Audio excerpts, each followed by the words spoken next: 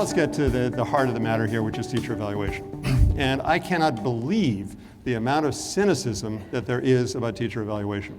The number of people who will say to me, I know it's a waste of time, we got to do this, it's a bureaucratic requirement, and what can you do? So they go through the motions. And maybe this is a better way to evaluate teachers. Maybe walking over hot coals would be a little more informative. But the unions would have problems with that. Look at that officious union leader there. Okay, so we're not going to do hot coals. Okay, so the three hard truths, as I've analyzed this, from my principalship, from all my consulting and reading, three hard truths are, first of all, kids learn more from some teachers than others. Now, every parent knows this, but now the research is making very clear that 3 years with an effective teacher versus 3 years with an ineffective teacher make an enormous difference in student achievement. Especially for which kids? Kids with the needs.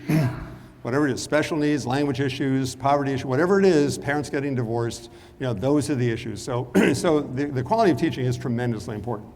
The second thing is that every school has variation. I was working in a private school in Switzerland last summer, $85,000 a year tuition. And there were mediocre teaching practices going on in that school. Every school has like a bell-shaped curve. And if you look at a 4-point teacher evaluation scale, which almost everyone has adopted now, with 4 levels, highly effective, effective, improvement necessary, doesn't meet standards, you've got variation.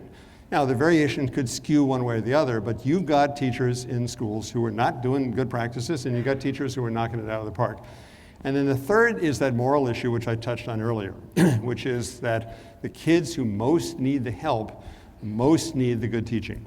And so that's why it is a critically important moral issue that we get good teaching in every classroom all the time. The problem is that teachers do a lot of work. The average teacher teaches about 900 lessons a year. If you figure about 5 lessons a day, 180 days in the school year, that's 900 lessons they're teaching. And this is only one teacher.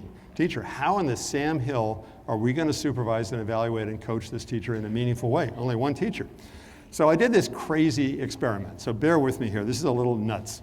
I imagined, what if we could somehow get into every one of those 900 lessons and rate it on a 4-point scale, where 4 is teach like a champion level, 3 is solid practice, 2 is mediocre practices, and 1 is horrible. Okay? So take a look at this teacher. So overall, how's this teacher doing? But not every lesson goes well. Occasionally there are lessons that are merely solid, and some are mediocre, and occasionally there's one that totally bombs. But would you want your child in this classroom? You bet. In fact, this may be as good as it gets. Just, this is theoretical, but I think this is pretty. So here is a really solid teacher. Okay, most of the time they're doing level 3 practices, which are where you should be on any rubric. Really good, solid teaching. That line of 2s there was a sub. Okay, so that was the kind of we don't count that day. and this teacher had occasional brilliant lessons, occasional mediocre, but big picture here is 3. Now you see where we're going here. This teacher's biggest fear is that she will be evaluated on that lesson that didn't go so well.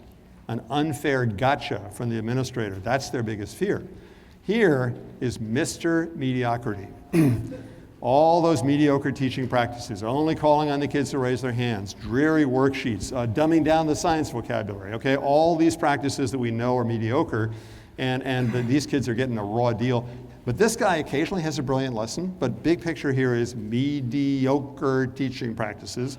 And this is the disaster. This is the screaming at kids. This is the bullying. This is the kids at each other. This is low expectations, racism, and all the rest of it. So these are the 4 levels of teaching. And just to be very literal, I added up the numbers. And look at the difference in the number of good teaching practices that are going on between these 4 teachers. So the name of the game here is, how can administrators effectively get almost all the teaching at those top 2 levels, either highly effective or effective? And then, how can they do it in a school with 30 teachers where 27,000 lessons are taught a year? How can you do this? It's impossible. So let's just look at the traditional evaluation process that has been in use in America for about 50 years. Okay, we do the pre-observation conference, then we go into the lesson and we take detailed notes. Okay, that's 45 minutes. Then we spend some time writing it up or putting evidence into the rubric, and then we have the post-observation conference. How many of you have something like that going in your districts now, that kind of approach? This is 50 years. I mean, we've had this process going. And the evidence is, and I've been studying this very carefully for more than 20 years, is that it just doesn't work. It's not an effective practice. It's a waste of time. Why? First of all, because this takes 4 hours to do, you can't do it very often. Like once or twice a year, you're going to get into the classroom.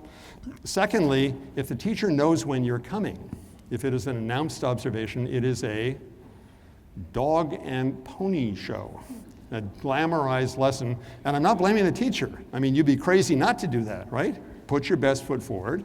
And then the third thing is, if the principal does a good job, or the assistant principal does a good job and gives really detailed feedback, it's way more than the teacher can handle. And so you've flooded the teacher, which no athletic coach would ever do. And you're going to coach on one thing at a time in athletics. So these are the 3 reasons why this doesn't work. And it makes it very difficult to supervise honestly and to coach effectively using this traditional process. A principal in New York City said, actually was out on Long Island, said, every evaluation takes me out of the game for 4 hours. So as superintendents and school board members, this is not a good picture. If your principals are spending time on something that demonstrably doesn't work, which is robbing that time, and we're talking like 300 hours a year here, from the stuff that really does work, that we know from the research that really does work. There's your problem. There's your problem. Isn't that pitching coach like really on his game? I mean, he spotted the problem, you know? We're playing the wrong game in teacher evaluation, and it's really hurting us. And by the way, speaking of teacher shortages, it also hurts professional working conditions. So it makes it less likely that you're going to be able to attract teachers to your school if they know that this nonsense is going on. Okay, so here's the fork in the road. Is your evaluation process mostly that left fork? Is it mostly about evidence, evaluation, and compliance? Or is it mostly about improving teaching and learning, which is the name of it? Because you've got those mediocre practices in your schools. I mean, every school has those practices.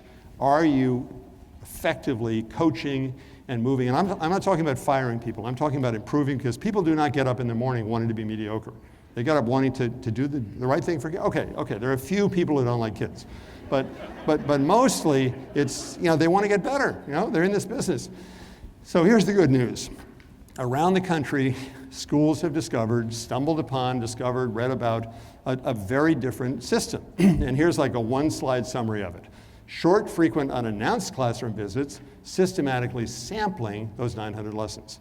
And my theory is that about 10 a year is about the right number, about once a month. Getting into classrooms, short, frequent, unannounced, around 10 minutes is the sweet spot, okay? And sampling those lessons. And by the way, you can convince teachers of this pretty quickly. Most people realize this is much better. Always a face-to-face conversation after each and every one. Preferably, where would be the best location to have that conversation? In the teacher's classroom when the kids aren't there. On their turf, coaching about one specific point, praising what's effective, and then saying, okay, here's this one thing, this vocabulary issue, whatever it is, this expectations issue, this practice issue, and so forth. Then doing a brief narrative write-up. And there's a wonderful program that limits the principal to 1,000 characters. So it takes about 10 minutes. You write a brief summary. As we discussed, here's the point that we made, and here's this resource I suggested. So that goes to the teacher electronically. There's legal proof that they received it. So it's a very quick process. 10 minutes in the classroom, 10-minute conversation with the teacher within 24 hours, ideally, 10-minute quick write-up of it, and then getting back into those classrooms. So if you do the math, in most schools, that's about 2 a day. That's all you got to do, about 2 of those a day, getting into classrooms, having those follow-up conversations. Okay, so then, using student surveys, looking at curriculum units, dropping in on team meetings, all the other stuff, where the work is going on, using the rubric, which most people are using rubrics now, to have the teachers self-assess at the beginning of the year, set goals, check in the middle of the year, and then at the end of the year, fill it out with the teacher's input. So you use the rubric the way it's really designed. If you want exemplars of this, Manhasset, New York, Hamilton County, Chattanooga, Tennessee has been doing this for years with strong, and the Uncommon charter schools are using this approach. And there are actually 6 books that have been written about this approach to teacher evaluation. The original one was the 3-minute walkthrough by Carolyn Downey. I don't happen to think 3 minutes is enough, and I hate the word walkthrough, but other than that, it's a great book. Pete Hall, no, I mean, she got the idea, the basic idea. Pete Hall wrote a book with Alyssa Simmerl. The one in the top right-hand corner is my book about this, the second edition. Paul Bambrick-Santoyo, Leverage Leadership, is an amazing book. Now We're Talking, Justin Bader, just came out. Very thoughtful book about this from a former Seattle principal, and then Making Teacher Evaluation Work. So those are, if you want like a base. Also, those of you who have the Marshall Memo, go into the archive and look at the scores of articles that have been written in the archive that I've summarized. They're quicker than the book. So the state of the art is really there. We know that this works better. It's highly effective. And what they're accomplishing, and ask yourselves as board members and board chairs and as superintendents, is your system accomplishing these 4 things with your teacher evaluation? Number 1, can you give quality assurance? Can you look a parent in the eye who's shopping for a school and say, we have effective teaching in every classroom? Because they're going to ask you, what do you mean by effective teaching? So you better have a good definition. And then they're going to ask you, how do you know? And if you say, well, once or twice a year we go in and inspect a lesson, they're going to laugh. They're going to so homeschool their kid. So quality assurance. So then there's feedback. Are all your teachers getting feedback, including the best? Are they getting appreciated? And so they really know that you understand what they're doing. And then are you coaching those mediocre practices? The third thing is, are you motivating your teachers to bring their A game every day? And my daughter says, and her school is using this, my daughter says it really makes a difference when people are popping into her room on a regular basis. She's a great teacher, but it makes a difference. She's bringing her A game. She's thinking about her teaching all the time. And then finally, are you making wise personnel decisions? And one of the toughest decisions is, here's this struggling first-year teacher, like me, 1969, in my 6th grade class in Boston. Oh my God, they gave me a second year. So that's the question. Should you give this teacher a second year or not? Should they go off and sell real estate? Be an air traffic controller, do something easy, So making, and giving tenure and so forth. So the 4 things: quality assurance, feedback, motivation, personnel decisions, and manageable. It's got to be manageable. And the Chicago Public Schools have the worst teacher evaluation process in the galaxy. In Chicago, every evaluation takes 6 hours. And they are losing their principals like left and right. They just cannot do this bureaucratic, because they know it's nonsense, and they got to do it. So I hope none of you have that.